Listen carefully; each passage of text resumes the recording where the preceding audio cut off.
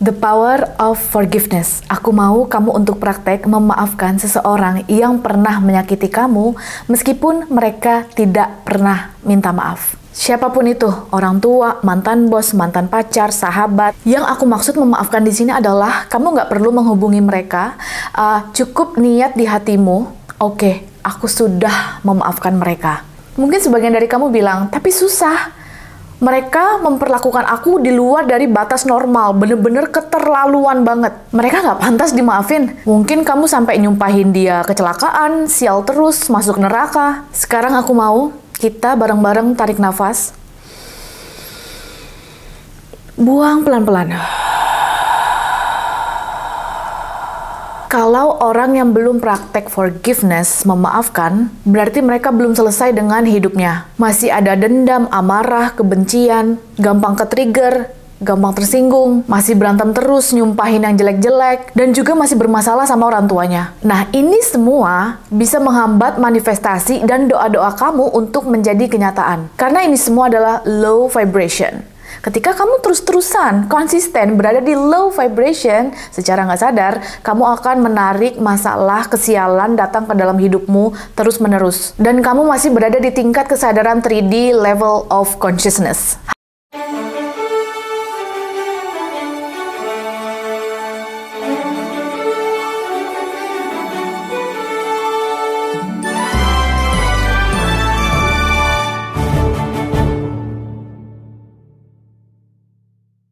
Hari ini kita akan ngebahas tentang bagaimana cara memaafkan forgiveness supaya hidup kita rileks dan semua yang didoakan, dimanifest, bisa menjadi kenyataan dengan cepat. Buat kamu yang masih berantem sama orang tua, benci sama keluarga, belum bisa memaafkan seseorang, kayaknya tuh dendam banget di dada nih. I feel you. Umur 20-an, aku juga benci banget sama orang tua. Aku ngerasa seperti di neraka kalau lagi di rumah. Sampai aku ngeluh terus di dalam buku diary, kamu bisa nonton di videoku yang ini. Tapi pada saat itu, aku susah cari kerja, nggak punya duit, rezeki seret. Kayaknya aku ngerasa sial terus dan hidup stuck pada saat itu. Tapi, keajaiban datang ketika aku sudah memperbaiki diri, praktek inner work, memaafkan orang-orang yang pernah menyakiti, entah itu mantan bos, mantan pacar, orang tua juga, abangku juga. Dan ketika aku sudah melakukan praktek ini semua, tiba-tiba rezekiku meroket. Dan aku ngerasa ketika sudah forgiveness, memaafkan, urusan di dunia tuh lancar, gampang banget. Makanya di sini buat kamu yang situasinya mungkin lagi susah cari kerja, ngerasa hidup gini-gini aja, stuck, rezeki mampet, nggak punya duit, kelilit hutang, lagi menunggu jodoh, belum datang-datang, atau mungkin kamu ditinggal sama pasangan terus, sampai kamu berpikir kayak, apa aku tuh nggak pantas bahagia ya? Coba aku sekarang tanya, kamu jawab jujur, oke? Kamu sudah memaafkan orang-orang yang pernah menyakiti kamu atau belum? Bagaimana hubungan kamu sama keluarga, orang tua? Aku lihat komen-komen di videoku yang 8 sifat red flag yang harus dihindari. Banyak banget yang ke-trigger ketika aku bilang harus baik dengan ibu. Banyak yang mengatakan, orang yang baik dengan ibu nggak jadi jaminan kalau dia bakal baik sama kamu. Ada juga yang komen, aku nikah sama cowok yang masih benci sama orang tuanya. Tapi, suamiku memperlakukan aku seperti queen. Oke, sekarang aku tanya ya guys. Berarti kamu lebih memilih pasangan hidup yang bermasalah sama orang tuanya? Yang dia benci sama ibunya gitu ya? Nah, sekarang pilihan ada di tangan kamu. Buat kalian lagi cari jodoh, oke, hubungan serius. Apakah kamu lebih memilih seseorang yang bermasalah sama keluarganya, yang benci sama orang tuanya, atau yang damai, baik-baik aja sama orang tuanya? Buat kita yang sudah memperbaiki diri dan udah selesai dengan hidup kita sih, nggak akan mau ya punya pasangan yang belum selesai dengan hidupnya, yang masih bermasalah gitu. Kita udah capek-capek latihan inner work, memperbaiki diri, belajar self-development, baca-baca buku banyak. Ya kita pantas kok dapat pasangan yang udah memperbaiki diri, yang udah selesai dengan hidupnya, yang udah berdamai. Oke, gini. Sekarang aku mau kamu jujur, ya. Buat kalian yang masih bermasalah sama orang tua, yang masih berantem gitu sama keluarga, situasi kamu sekarang gimana? Apakah rezeki mampet? Apakah karir, kerjaan kamu di sini-sini aja, nggak naik-naik? Apa kamu ngerasa hidup stuck? Urusan di dunia kamu seperti apa? Apakah lancar terus? Apakah jangan-jangan kayaknya sulit terus urusan kamu? Bener deh guys, aku juga pernah kok ada di posisi itu, ngerasa dizolimi sama orang tua sendiri. Aku bahkan pernah ya, searching di YouTube, ustadz gitu ya, yang judulnya tuh orang tua bisa durhaka dengan anaknya. Aku ngerasa kayak gitu dulu teman-teman. Oh my god, kalau diceritain tuh bener-bener bisa panjang banget dan hanya sahabat-sahabatku yang tahu tentang ini. Dulu setiap aku galau soal orang tua, nangis, Aku ngerasa diperlakukan seperti anak kecil, dihina, dibanding-bandingin sama tetangga, dan masih banyak hal lainnya gitu ya. Aku ngerasa nggak berguna, aku ngerasa bodoh gitu. Aku pasti curhat sama sahabat. Tapi, oh my God, bener-bener kamu harus praktek forgiveness. Ini kunci awal kalau kamu mau doa-doa manifest terkabul dengan cepat.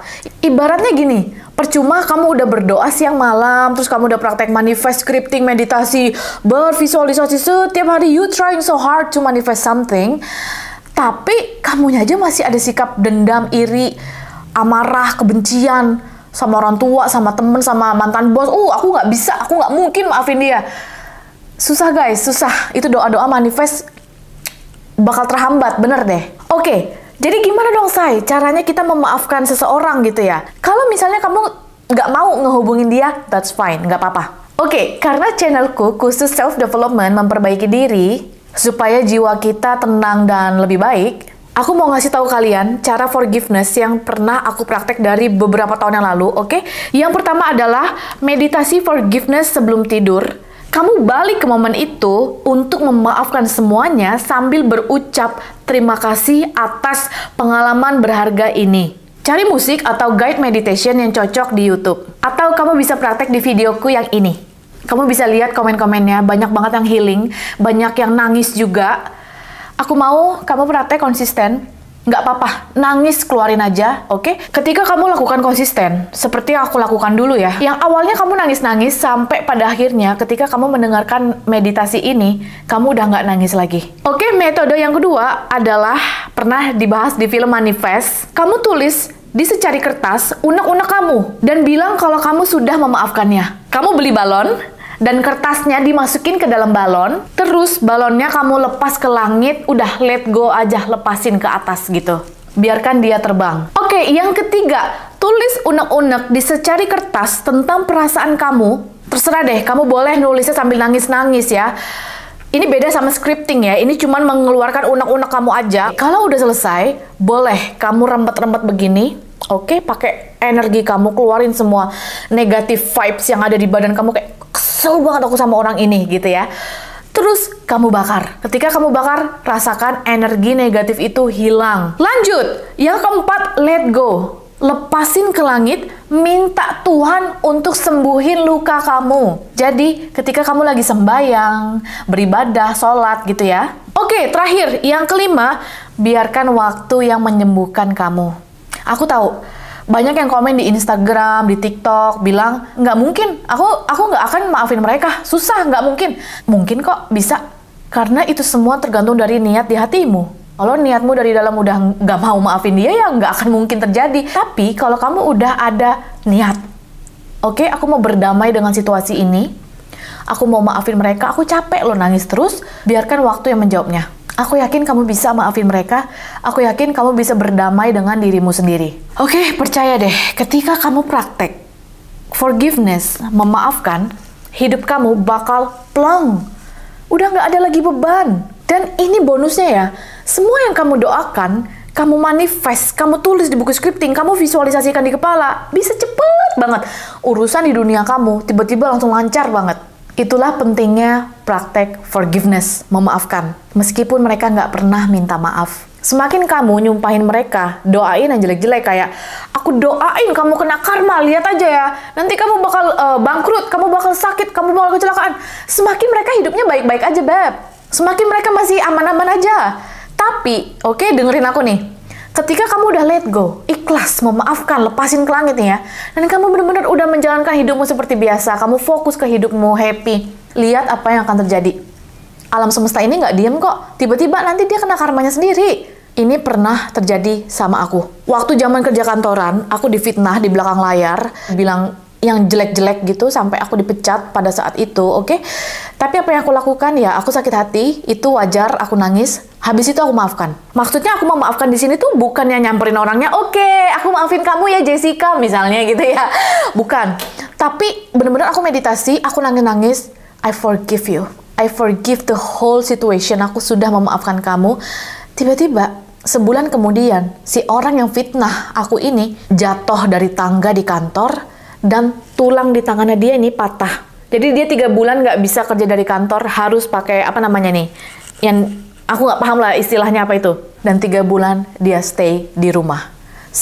Ketika kamu sudah memaafkan orang dan kamu legowo, ikhlas, let go, lepasin ke langit, magic happen. Ya meskipun kita juga nggak mau kalau orang-orang ini kena sial atau kecelakaan ya, cuman karma tuh ada loh, beneran. Ketika kamu udah ikhlas, semakin kamu mendoakan yang jelek-jelek, hati-hati. Nanti doanya balik lagi ke kamu. Nggak mau kan? Nggak ada kata terlambat untuk memaafkan mereka, dan juga tidak ada kata terlambat untuk memaafkan dirimu sendiri. Ya, jangan nangis terus, tarik nafas, buang. Oke, jangan lupa like, comment, dan share video ini ke orang yang kamu sayang. Thank you so much for watching. See you in my next video. Bye-bye.